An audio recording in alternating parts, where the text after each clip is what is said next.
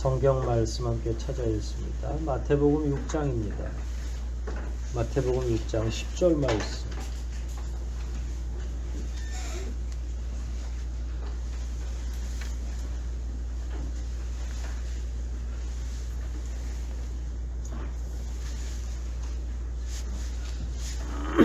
마태복음 6장 10절 말씀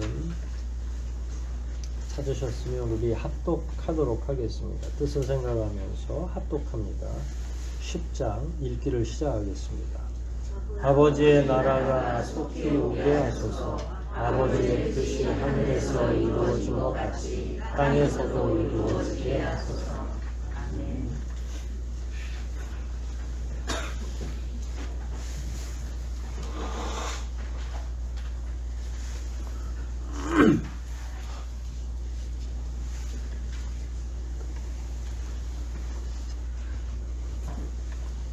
지난주에 우리가 뭘 배웠는지 아시겠죠?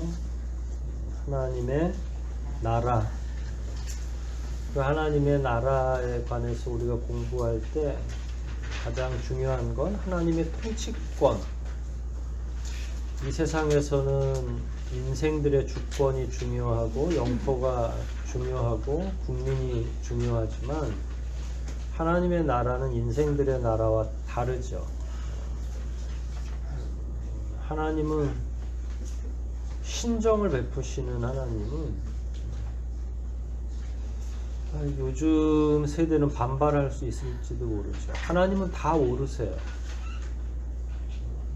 하나님의 생각은 다 오르시다. 왜냐면 그분은 오류가 없으시니까. 그리고 우리들에 대한 계획도 다 옳다. 다 완전하다. 그런데 마귀로 인해서 그게 흔들리고 방해를 받으니까 인생들이 그릇된 철이 드는 거죠. 그러면 회의를 하게 돼요. 회의감이 들어서 하나님이 독재하시나? 네, 맞습니다. 하나님은 연합 통치를 원하지 않으세요.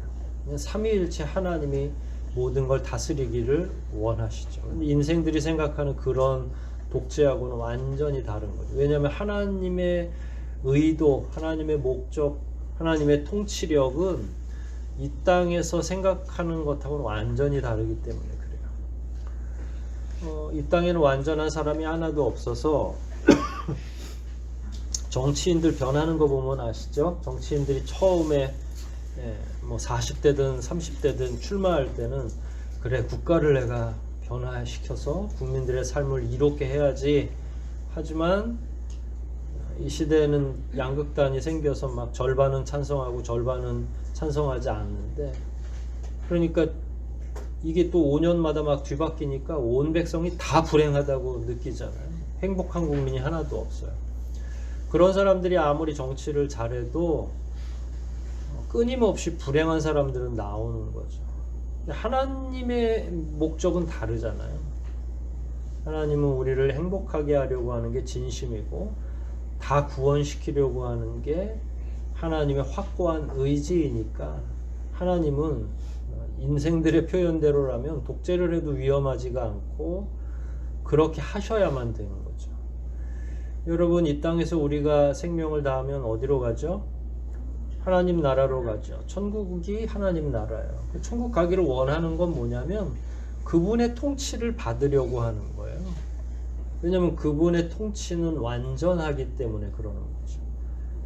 근데 자꾸 그분의 그의 나라와 이 땅에 있는 나라에서 사는 우리들은 이해의 폭이 작기 때문에 자꾸 이 땅에서의 기준으로 자꾸 그걸 생각하다 보니까 독재라는 말도 나오고 이런저런. 그러니까 하나님이 온 세상을 통치하는 하나님의 나라에 대한 개념을 정말로 잘 설명할 수 있는 용어들은 존재하지 않는다. 그러나 말씀드린 것처럼 하나님의 뜻은 완전하실 뿐만 아니라 우리를 향해 가지고 계신 모든 뜻은 옳다. 완전한데 옳기까지 하니까 우리는 그분의 뜻에 완전히 맡길 준비가 되어야 되겠죠. 그의 나라와 지난주에 배웠던 그의 뜻은 그냥 하나의 문장으로 하나예요.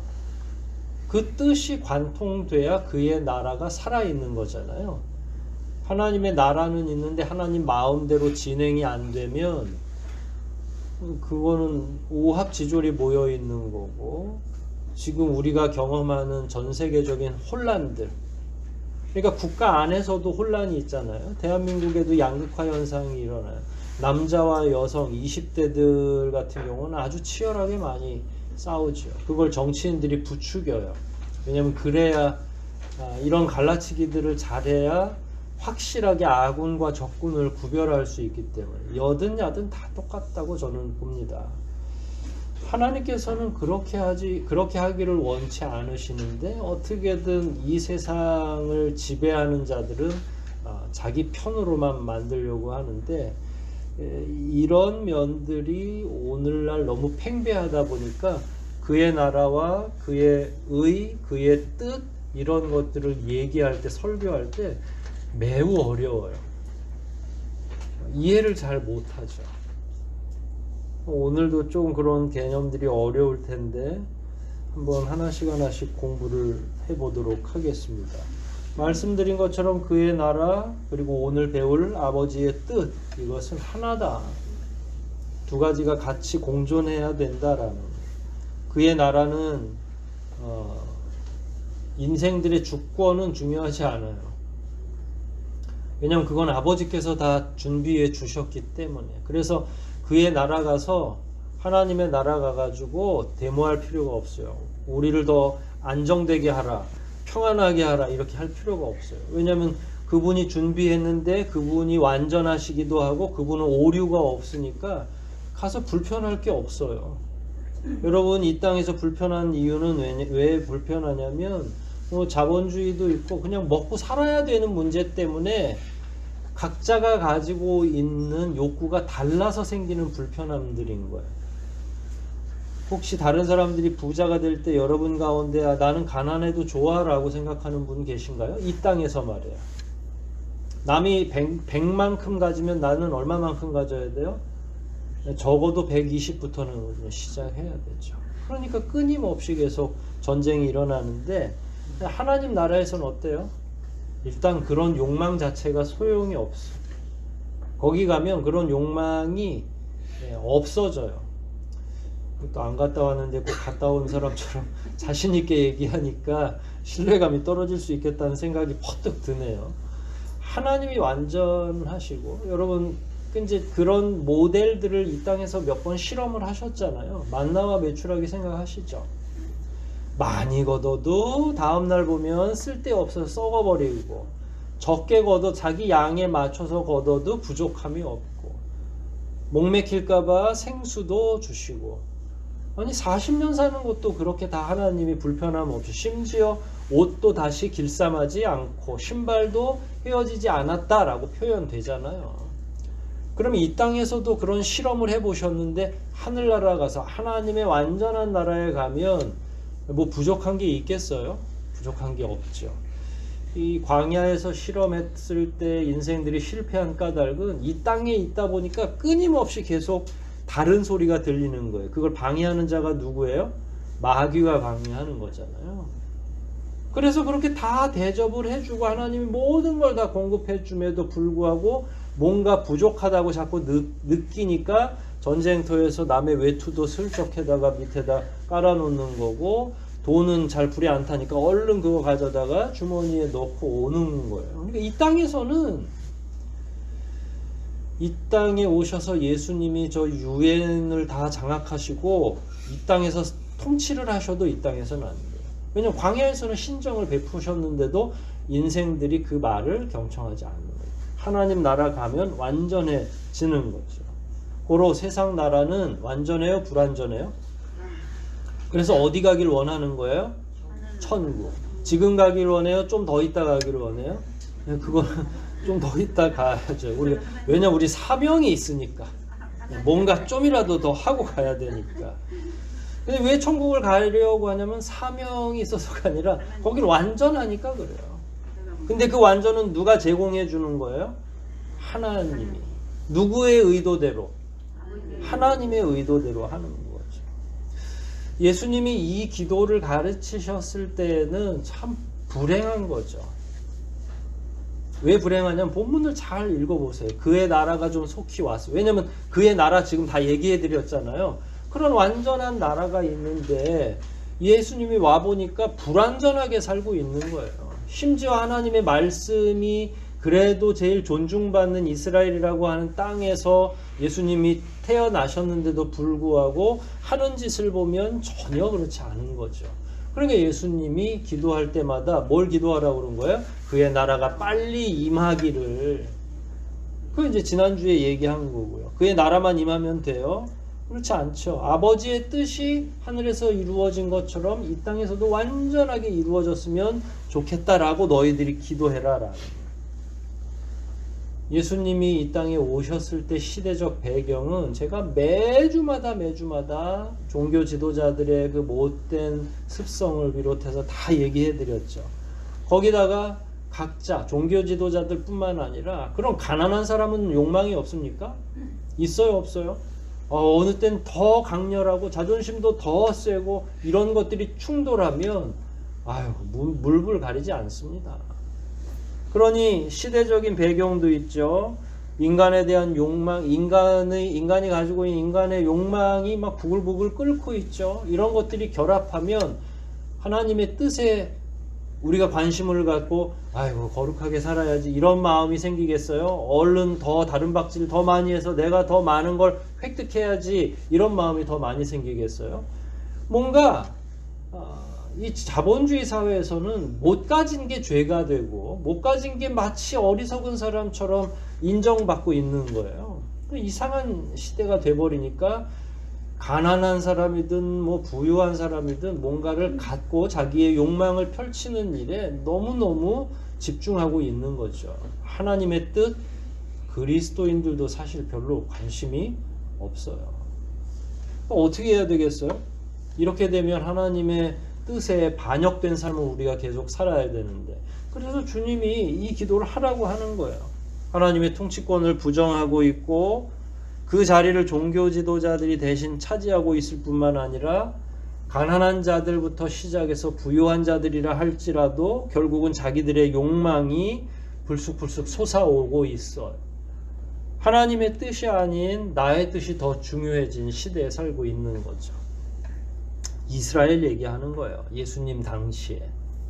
그러면 우리는 어때요? 우리는 그의 통치권도 인정하고 그의 나라도 다 인정하고 그의 뜻도 인정하고 잘 살아가고 있는 거예요. 그러면 이 시대는 이 기도는 더 이상 필요 없죠. 그래서 요거는 빼고 기도하셔도 돼요. 주기도문 할 때.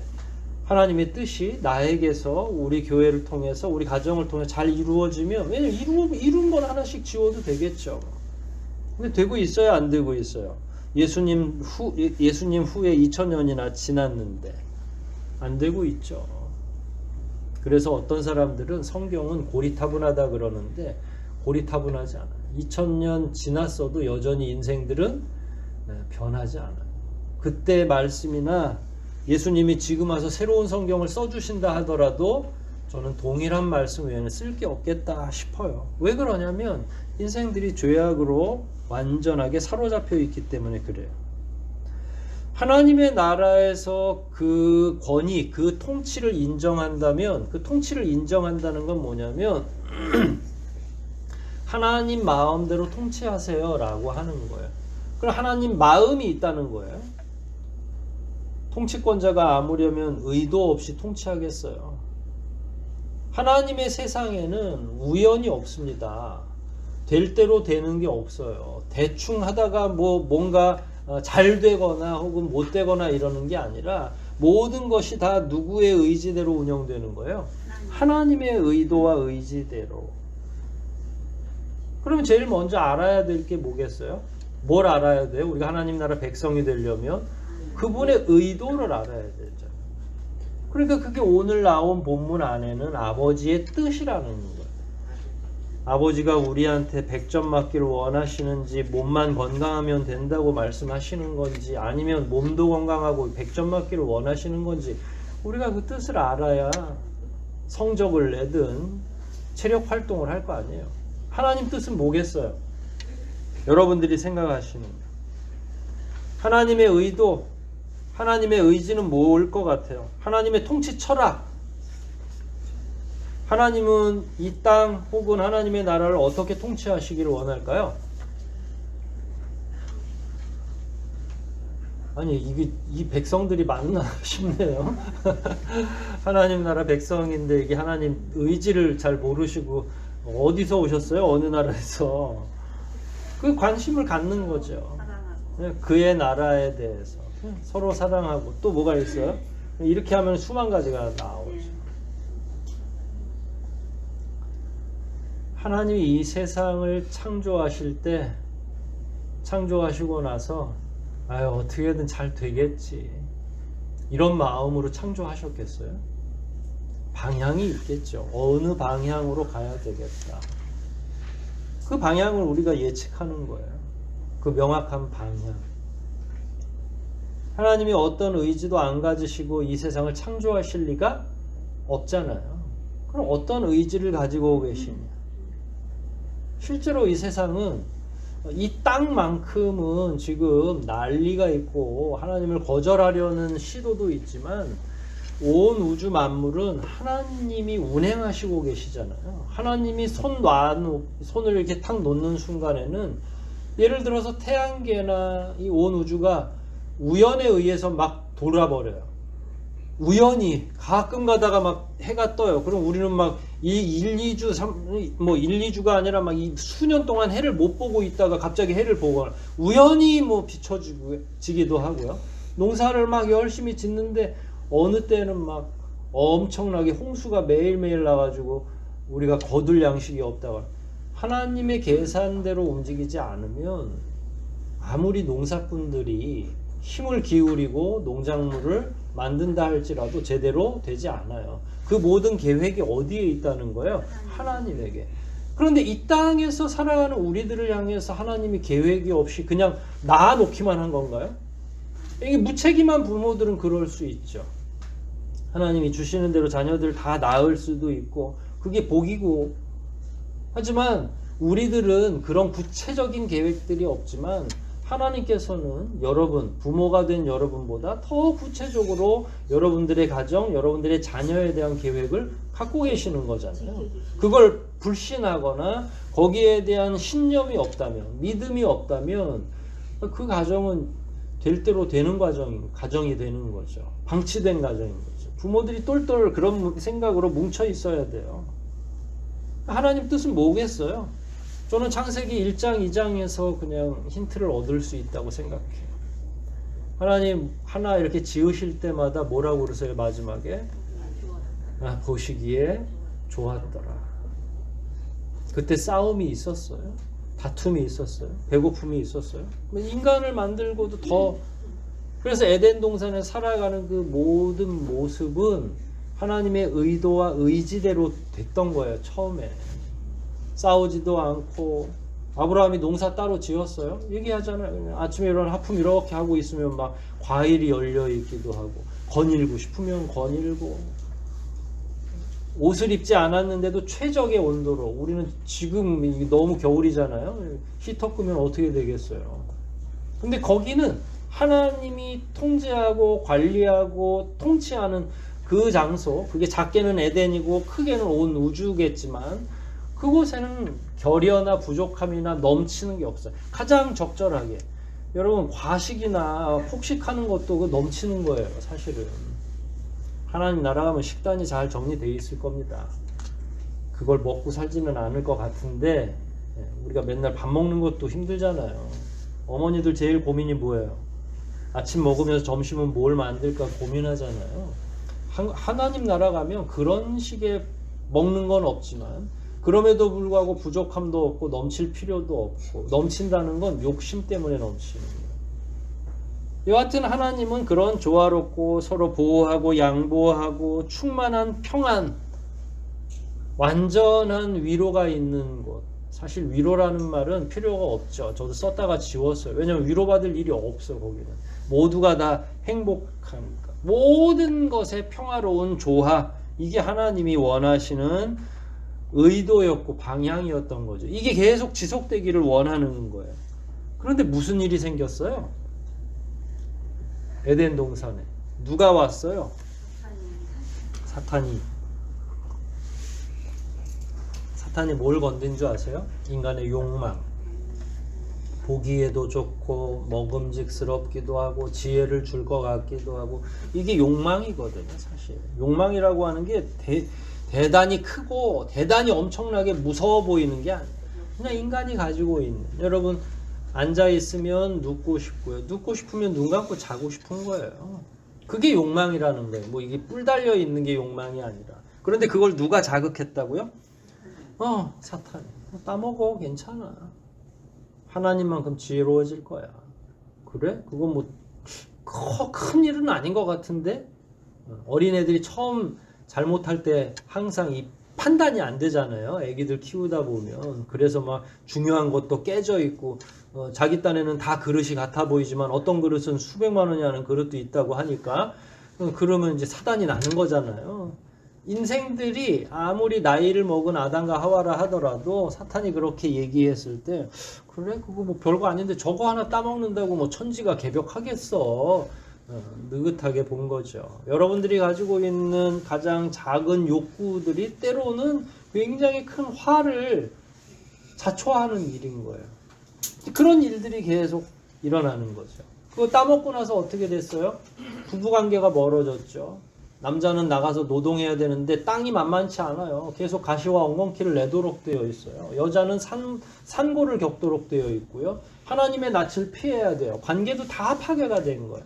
피조물들도 이제 만만치 않아요. 예전에는 벌거벗고 있어도 춥지도 않고 어디 찔리지도 않고 다 좋았는데, 이제는 가죽옷을 입어도 거기서 농작물을 생산해 주질 않는 거예요. 인간이 땀을 흘리지 않으면, 개간하지 않으면, 씨를 뿌리지 않으면, 그걸 가꾸지 않으면 아무것도. 그러니까 모든 피조물들이 자기의 욕망으로 인해서 다 깨져버리는 거예요.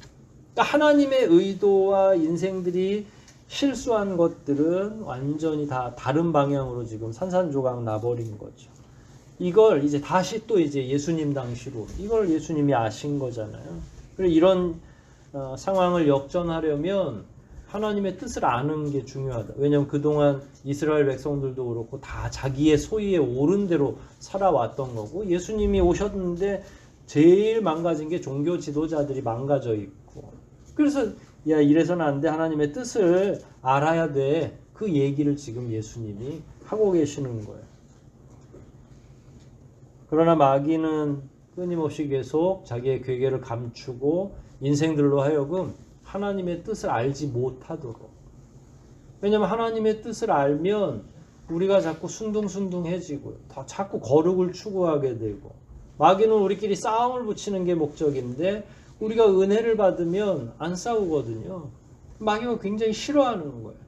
하나님의 은혜가 우리 가운데 있는, 그래서 그걸 깨닫지 못하게 하려고 어떻게든지 폭탄을 던지는 거예요. 때로는 성가대에 던지기도 하고, 때로는 여전도에 던지기도 하고, 사이 좋다가도 밥 한 끼 먹다가도 막 숟가락 던지고 나가는 일도 있고, 이게 다 교회에서 일어나요.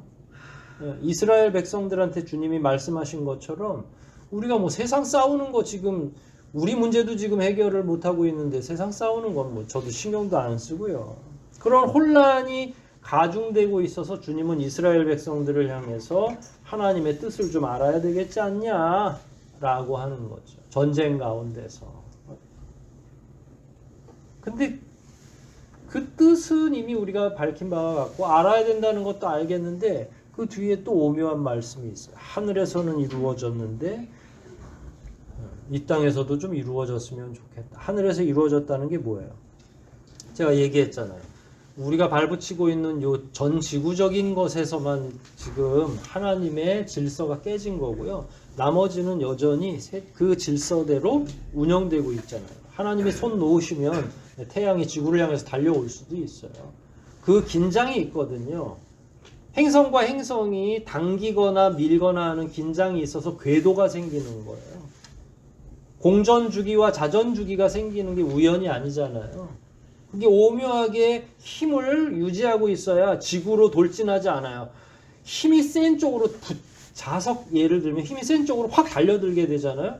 그럼 만약에 행성과 행성이 부딪히면 어떻게 되겠어요?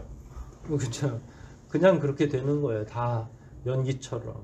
이 땅에서는 하나님이 아직 때가 안 돼서 그냥 놔두고 계시지만 다른 지역은 여전히 하나님의 질서로 운영되고 있어요.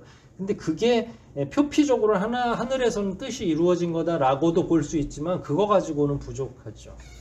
여기서 하늘에서는 그 뜻이 이루어진다라고 하는 건 통치자로서의 하나님과 삼위일체 하나님이 의지를 합했고, 그런데다가 마귀가 그 부분까지는 어떻게 할 수가 없어요. 하나님께 직접 대적은 못하니까 인생들만 자꾸 와가지고 치분덕거리는 그런 상황이고, 그래서 어디든지 하나님의 뜻이 펼쳐지지 않는 곳은 한 군데도 없는데 딱 한 군데 우리가 발붙이고 사는 이 땅, 여기에서는 하나님의 뜻이 아직은 다 이루어지지 않고 있죠. 하늘에서는 하나님의 뜻만 이루어지는 까닭이 딱 하나밖에 없어요. 다른 신은 없기 때문에 그래요. 거기서는 하나님이 저 그리스 로마 신화들처럼 신들끼리 싸워야 될 일이 없어요. 왜냐하면 다른 건 없으니까. 이 땅에서 인간들이 만들어내는 가상의 신들은 하늘이 없어요. 그건 다 가짜입니다. 돌로 만들든지 나무로 만들든지 아니면 우상화 정책을 통해서 만들든지. 그래서 하늘에서는 하나님을 대적할 자가 없고 이 땅에서는 인간을 마귀가 자꾸 꼬드기는 바람에 이 혼란이 일어나는 거고, 결국은 어디만 이제 다 하나님의 뜻이 이루어지면 돼요? 이 땅만. 그럼에도 불구하고 여전히 굴레처럼 마귀가 하나님을 대적하고 하나님의 뜻을 불순종하고 거기에 우리를 자꾸 끼어들게 만드는 거죠. 마귀가 우리를 부추길 때 제일 쉬운 방법이 뭐라고 그랬죠? 우리가 약한 부분을 들추는 거죠. 돈이 없는 사람은 다 모든 생각이 어디가 있겠어요? 돈에 가 있죠. 실제로 그렇습니다. 건강이 약한 사람은 요즘에 뭐에 대해서 집중하겠어요? 건강. 그럴 때 뭘 놓치냐면 경건을 놓치는 거예요. 사실은. 하나님의 뜻을 자꾸 놓치는 거죠. 내가 하나님의 뜻 안에 포함되어 있다는 생각을 하고 경제를 생각하거나 건강을 생각해야 맞아요. 그러니까 하나님의 거대한 뜻 안에 나는 어떤 존재인지, 그래서 묵상을 자꾸 해야 된다는 거예요. 뭔가가 부족하고 뭔가가 채워져야 되는데 그걸 채우기 위한 개별적인 노력으로 내가 행동을 하는 게 아니라 내가 하나님 나라의 백성이고 하나님의 통치를 받는 자고 하나님은 완전하시고 나에 대한 의지도 갖고 계시고 나에 대한 비전을 확실하게 갖고 계실 텐데, 하나님 그러면 제가 지금 아픈 건 어떤 이유일까요? 왜냐하면 하나님의 뜻 안에서 이루어지는 거라고 우리가 배워왔고 인정하기 때문에. 내가 지금 가난한 건 또 왜 그런가요? 다른 사람들은 다 부자인 것 같은데. 그래서 믿음이 없는 자들은 원망부터 시작하는 거고요. 믿음이 있는 자는 자기가 당하고 있는 고난과 어려움들을 하나님의 뜻 안에서 투영하기 시작하는 거예요. 재해석하기 시작하는 거죠. 그러면서 어떤 깨달음을 갖냐면, 아, 돈이 무조건 많은 것만이 좋은 건 아니구나. 무조건 건강하다고만 다 하나님이 우리를 살피고 있는 증거가 되는 건 아니구나. 연약해도 하나님이 살피는 거고 가난해도 하나님이 그를 보호하고 계시는 거고. 이런 일체의 깨달음, 이런 일체의 하나님의 의지에 대해서 깨닫는 거죠. 그런데 이걸 깨닫지 못하면 하나님으로부터 멀어지죠. 하나님과 서로 불화하게 싸우게 되죠. 근데 참 오묘한 게, 아담과 하와가 에덴 동산의 선악과를 따먹고 모든 관계가 다 파괴가 됐거든요. 왜냐하면 자기들끼리도 부부싸움하죠. 하나님 낯도 피해야 되죠. 피조물들도 막 인생들한테 호락호락하지가 않아요. 근데 여러분에게 경제 문제가 있거나 건강의 문제가 있어 한 가지 문제지만 그 문제를 제대로 해석하지 못하면 관계가 어떻게 돼요? 집안에서의 관계가. 예. 아픈데도 산산조각 나기도 하고, 아파서 서러운데 가족 안에서도 보호받지 못하거나 위로받지 못하는 경우가 꽤 많아요. 가난하기 때문에 그럼 집안 식구 다 똘똘 뭉치느냐? 그렇지 않아요. 가난해서 파산되잖아요. 다 뿔뿔이 흩어집니다. 왜 그럴까요? 그걸 하나님 뜻 안에서 제대로 해석하지 못하기 때문에 그래요. 그래서 돈의 문제라면 자본주의 틀 안에서 자꾸 해석하는 거죠. 그래서 회의를 합니다. 야, 우리가 가정이 이렇게 망했는데 오늘부터 근검 절약하고 그 다음에 돈을 벌 수 있는 최대로 많이 벌자. 그래가지고 뭐 아들도 직장 가고 딸도 직장 가고 아버지 엄마 다 직장 가지만 그렇다고 저는 행복해진다고 생각하지 않아요. 그래서 돈은 어느 정도 모일 수 있지만 왜냐하면 시작이 잘못됐기 때문에. 그럼 어떤 수순을 밟으면 좋겠어요? 무릎 꿇고요. 하나님이 우리로 하여금 이렇게 지속적으로 가난하게 하시는 데는 뜻이 있나 보다. 하나님이 지속적으로 이렇게 연약하게 만드는 데는 하나님의 뜻이 있겠지. 근데 아무도 그 뜻에 대해서는 엄마도 아버지도 자식들도 고민하지 않아요. 질문하지 않습니다. 그래서 누구 뜻대로 계획을 짜기 시작하는 거예요? 우리 뜻대로, 가장 뜻대로 이제 계획을 짜기 시작하는 거죠. 아버지 하나님께는 여쭤보지 않아요. 그런데 지난주에 우리가 아버지의 나라 얘기했잖아요. 그래서 통치권까지 다 배워요. 그래요. 우리는 그의 백성이니까 그분이 통치하는 대로 가겠어요. 해놓고서는 물어보진 않아. 아버지, 저는 아버지를 너무 존중해요. 그런데 귀가 시간도 자기 마음대로고 생활 태도도 너무 좋지 않고 아버지의 그 권위를 인정하지 않아요. 그럼 뭐 아버지를 존중하는 건 아니잖아요. 우리가 거기에 지금 빠져 있는 거죠. 여러분, 하나님 나라가 있다는 걸 믿으세요? 하나님 나라의 통치를 받고 있다는 것도 믿으시는 거죠. 근데 물어볼 의지는 없는 거예요? 그거 조금만 물어보시면 되는데 그냥 무릎 꿇으면 되는데 우리가 이 기도문을 배우고 이제 다음 주 되면 또 이거 또 지나가잖아요. 그러면 사사건건 여러분들이 물어보셔야 되는 거예요. 그 뜻이 있다고 분명히 명백하게 주님이 기도 하도 안 할 것 같으니까 기도 때마다 이거 얘기하라고 한 거잖아요. 그러면 기도 때마다 여러분들이 아버지의 뜻은 도대체 뭡니까? 그거를 물고 늘어지는 게 묵상이에요. 아버지의 뜻을 알아야 내가 뭐 좌로 가든지 우로 가든지 할 거 아닙니까? 우리 통치하신다고 해놓고 왜 안 말씀도 안 하세요? 의지를 가르쳐 주세요. 아버지가 우리를 어디로 데려가려고 하시는지를 알려주시라고요.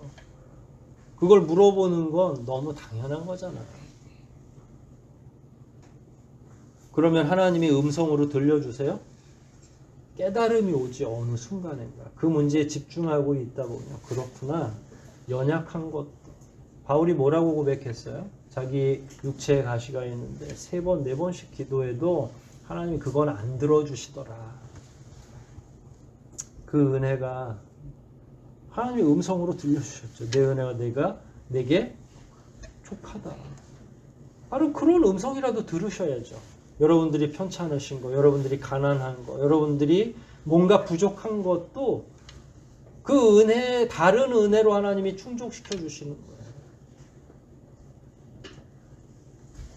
근데 이런 일들이 일어나지 않고 있는 거죠. 그리스도인들 가운데. 주님이 오셨을 때 결국은 하나님으로부터 멀어지고 인생들끼리 서로 싸우고 불화하고 있고 어느 누구도 행복하지 않는다. 심지어 종교 지도자들도 늘 전쟁터 같은 상황인 거죠. 그래서 예수님께서 이런 면들을 아시고 이 땅에 평화가 있기를, 이 땅에 서로 사랑함이 있기를, 이 땅이 더 완전해지기를, 이 땅이 하나님의 통치가 완전하게 이루어지기를 기도하라고 한 거예요. 돌리고 싶은데 어디로 돌리고 싶으냐면 창조 때로 예수님. 그래서 새 하늘과 새 땅이라고 하는 말이에요. 그러니까 여기를 어떻게 수습해서 사용하실 의지가 하나님은 없어요. 그래서 하나님은 새 하늘과 새 땅을 준비하고 계시는 거예요. 그래서 재창조의 기쁨을 맛보고 싶은 거죠. 그곳에서는 더 이상 전쟁도 없고 아픔도 없고 부족함이나 가난함도 없고 연약해질 필요가 없는 거죠. 원래 하나님이 그럴 의도로 처음에 이 땅에 인류를 만드셨던 거니까. 이제는 뭐만 남았어요? 예수님의 재림과 예수님의 재창조, 하나님의 재창조가 남아있는 거죠. 근데 그 전에는 우리가 어떻게 해야 되냐면 하나님의 뜻을 계속 묵상해야 돼요. 하나님이 나를 향한 뜻은 너무 고귀하고 내가 잘 되게 하기 위한 것이구나. 나의 모든 행복이 하나님의 뜻이구나. 부모들이 자식을 어떻게 키우길 원해요? 네, 그냥 다 그런 마음인 거예요. 자식 잘 되기를 뭐가 됐든 그거 뭐 일일이 항목별로 얘기할 필요는 없고. 그러려면 부모 안에서 부모가 더 큰 능력을 가지고 있어야 돼요. 밖에 나가는 순간 고생이 시작되잖아요. 영으로 봐도 마찬가지입니다. 하나님의 이 영원한 보호 아래 있으려면 모두가 구원을 얻어야 가능한 거잖아요. 그의 나라, 그의 뜻을 알려면 무조건 그의 그늘 안에 있어야만 되는 거예요. 심지어 거룩해져야 가능해요. 적당히 살아서는 그의 뜻대로 살 수가 없는 거죠. 이젠 뜻을 아는 게 중요한 게 아니라 그의 뜻이 땅에서도 이루어지게 하소서라고 했으니까 그 땅은 여러분의 가정일 수도 있고 여러분의 개인 삶의 영역일 수도 있고요. 거기에서 이루어져야만 되는 거죠. 근데 지금 혼란을 겪고 있는 건 뭐예요? 또 누구 때문이에요? 마귀 때문에 그래요. 근데 예수님이 이 말씀을 하셨을 당시를 생각해 보면 참 이게 가슴 아픈 기도죠. 가르치실 때. 왜냐하면 그의 나라가 임하게 하고 그의 뜻을 알고 그 뜻대로 살게 하려면 필연적으로 구원을 받아야 되고 거룩해져야 되는데 인생의 구원의 시작은 십자가에서 시작되기 때문에 얘들아 너희가 이제 하나님의 뜻대로 살아야 돼. 아버지의 뜻을 알고 살아야 돼. 근데 그걸 시작하는 건 어디서 시작된다고요? 내가 저 십자가에 올라가서 죽는 순간에 모든 인류의 죄를 대속하는 것부터 시작해야 거기서부터 우리가 시작을 할 수가 있는 거예요. 그러니까 아버지의 뜻을 아는 것도 중요하지만 그 뜻을 위한 희생은 또 따로 필요한 거예요. 예수님의 희생으로 다 끝납니까? 성령의 도우심이 없이는요 아무것도 또 할 수 없는 거죠.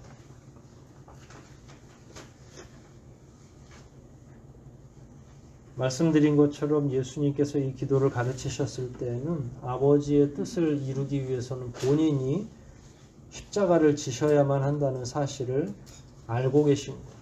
본인을 스스로 대속물로 내어드려야 되는 주님이 가르치고 끝내 주님의 십자가의 희생이 그걸 이룰 수 있는 거예요. 그러니까 여러분이 하나님의 뜻을 알고 하는 건 그 이면에 이런 피가 섞여 있는 거예요.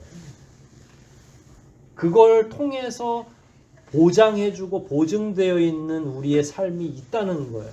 근데 우리는 자꾸 그 앞에까지는 못 가고 자기 욕망에 사로잡혀 있는 거죠. 여러분 예수님이 마지막에 기도할 때 십자가 지시기 전에 저 겟세마네 동산에서 기도했죠. 이 잔을 내게서 좀 피하게 해주세요. 그런데 그때 마지막에 뭐라고 하셨어요? 내 뜻대로 마시고 아버지의 뜻대로. 그럼 아버지의 뜻이 이루어진다는 게 다시 돌아오면 내나 그 얘기인 거예요. 주님이 마치 암호처럼 얘기한 게. 그 아버지 뜻이 뭔데? 그래 나를 희생함으로써 구원이 열리고 그 구원이 열려야만 여기에 있는 한 사람 한 사람이 아버지의 뜻을 알 것이고 그 다음에 아버지의 뜻대로 살아갈 것이고 예수님이 십자가 지시지 않으면 아버지 뜻이든 뭐든 안 되는 거예요. 그러니까 예수님이 이 기도를 가르치시면서 결국은 그 기도를 이루기 위해서 본인이 십자가를 지셔야 되는 거예요. 참 놀라운 기도죠. 이 땅에서 하나님의 뜻이 이루어지려면 결국 예수 그리스도의 죽음이 십자가의 대속 구원이 그의 거룩한 희생이 선행되어야 되는 거죠. 근데 뭐 이게 다행인지 뭔지는 모르겠지만 저하고 여러분은 그래도 한참 지나서 이 시대에는 그냥 그분의 십자가를 목격하지 않아도 그 끔찍한 십자가를 목격하지 않아도 믿기만 하면 구원받도록 되어 있으니까 그건 너무 다행이죠. 우리가 만약에 그 현장에 있었으면 그 가책을 평생 어떻게 하겠어요. 제자들 가운데 그걸 봤잖아요. 그걸 봐놓고 자기가 어떻게 따순 이불 덮고 자겠어요. 그래서 제자들이 다 순교한 거예요. 자기 스승이 어떻게 죽었는지를 아는데 그게 잊혀지겠어요? 여러분 작은 교통사고 하나만 우리가 목격해도요 그게 지워지지 않아요. 끔찍해서 예수님의 십자가의 대속 그 대속 사역을 제자들이 봤죠. 잊혀지겠어요? 불가능하죠. 확실하게 그게 그들의 심령 안에 있으니까 그들은 주님의 뜻대로 아버지 하나님의 뜻대로 살아갈 수가 있었던 거죠. 우리는 그걸 목격을 안 해서 그런지 자꾸 까먹는 거예요. 너무 멀리 와 있으니까. 그게 생생하게. 그래서 십자가 대속 죽음이 우리에게 있어서 생생하게 드러나지 않으면 그 뜻까지 가는데 너무 어려운 거죠. 그 뜻을 관철시키기 위해서 자신의 몸을 기꺼이 내어놓으신 예수 그리스도의 거룩한 십자가를 우리가 묵상하지 않으면 그의 뜻하고는 유리돼 가지고 그거는 그거대로 묵상하고, 그래서 막 부활절 되면 우리가 그분의 부활, 십자가 사건, 고난 이런 걸 막 묵상하고 마음이 아프기도 하는데 그의 뜻하고는 또 상관없는 일들을 막 우리가 하는 거죠. 이건 다 연결되어 있는 거예요. 그걸 일컬어서 구원의 역사라고 하는 거죠. 그 중에 이가 빠지면 연결이 안 돼요. 이제 우리에게 남은 건 뭘까요? 구원의 십자가도 배웠고 아버지의 뜻이 있다는 것도 배웠어. 그럼 구원에 합당한 삶을 살면 돼요. 하나님의 의지가 내 삶을 지배하도록. 근데 아까 말했잖아요. 하나님의 의도는 믿음직스럽다. 그냥 다 우리를 위한 거니까. 뭘 못 믿어서 그렇게 주저하고 있고 뭐가 믿었지 않아서 내 힘을 자꾸 쏟으면서 딴 데 집중하는지는 모르겠지만 결국은 하나님의 의지가 내 삶을 지배하도록 내 모든 인생들 매 순간순간마다 하나님께 열어놓는 거죠. 하나님의 뜻에 거슬리지 않고 살기 위해서 더 주의하고 거룩함을 추구하는 거죠. 결론입니다. 예수님께서 열어놓으신 그 구원의 길을 성령의 능력으로 더불어 걸어가는 거예요. 근데 나의 의지로는 불가능한 거죠. 결국 하나님께 의지하고 의존할 수밖에 없지 않겠습니까? 하나님은 우리 모두가 다 행복하기를 원해요. 우리 모두의 평안과 거룩한 삶이 이루어지기를 지금도 여전히 동일하게, 처음 창조 때나 지금이나 똑같아요. 하나님의 의지는 하나밖에 없죠. 자식들, 자녀들의 건강한 삶, 행복한 삶. 우리 입장에서는 어떻게 하면 되겠습니까? 이제 그것만 우리에게 남아있는 거죠. 더 거룩하기를 추구하고 하나님께 가까이 다가가는 삶을 추구해야죠. 그 방편이야 여러분들이 하도 많이 들으셨으니까 아실 거고, 일상 속에서 하나님의 뜻이 무엇인지 묵상하고 만일 성령의 도우심이 있다면 더 은혜롭게 갈 수 있겠죠. 여러분을 귀찮게 하고 있는 사탄의 꼬임이 무엇인지, 여러분이 자꾸 넘어가는 여러분의 욕망은 무엇인지, 그걸 제어하고 어떻게 하나님 안에서 그의 뜻대로 살아갈 수 있는지, 이런 문제가 그 어떤 문제보다 여러분의 일주일을 괴롭혔으면 좋겠어요. 하나님의 뜻이 무엇인지를 더 깊이 깨달으시고 그 뜻에 순종하며 살아가는 저와 여러분 되시기를 주의 이름으로 축원드립니다. 말씀들 생각하면서 한번 기도하겠습니다. 아버지의 나라가 있고 그의 통치가 있고 그의 뜻이 있습니다. 그의 자녀, 그의 백성으로 살아가기 위해서 우리가 순종해야 될 게 무엇인지, 아버지의 뜻을 아는 자로서 우리가 과연 그 뜻을 어떻게 이행하면서 살아갈 수 있는지, 우리는 힘이 부족한데 다행히도 성령을 예비해 주셨고 성령으로 더불어 살아갈 때 충분히 가능하다는 것을 성경에서 배웠는데, 이 시간 우리 노력 다 내려놓고 하나님의 의도대로 하나님의 뜻대로 살아가게 해달라고, 전심으로 그를 믿고 신뢰하게 해달라고 통성으로 함께 기도하시겠습니다.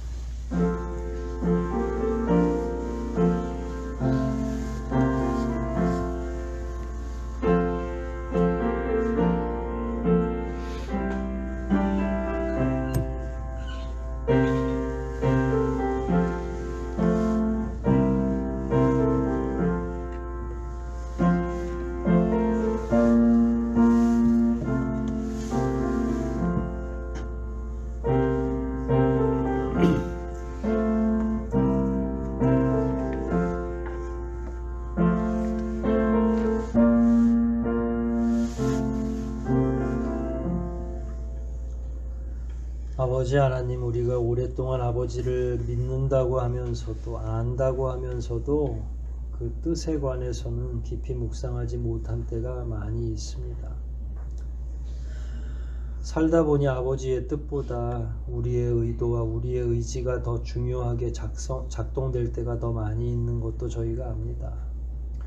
언제까지 연약한 저희의 생각대로 살아가야 되는지 이번 기회를 통해 다시 한번 깨닫게 하시고, 완전하신 아버지의 뜻에 우리의 전심을, 우리의 전 생애를 제대로 잘 맡기게 도와주시옵소서. 하나님의 선하신 성품에 비추어 끝내 우리를 구원하실 뿐만 아니라 가장 좋은 길로 인도하실 것을 믿사와 저희들이 그 의지에 저희 스스로를 의탁하오니 아버지께서 우리를 위로하시고 인도하여 주시고 끝내 가장 좋고 위대한 자리로 인도하여 주시옵소서. 모든 것 감사를 드리며 예수님의 이름으로 기도하옵나이다. 아멘.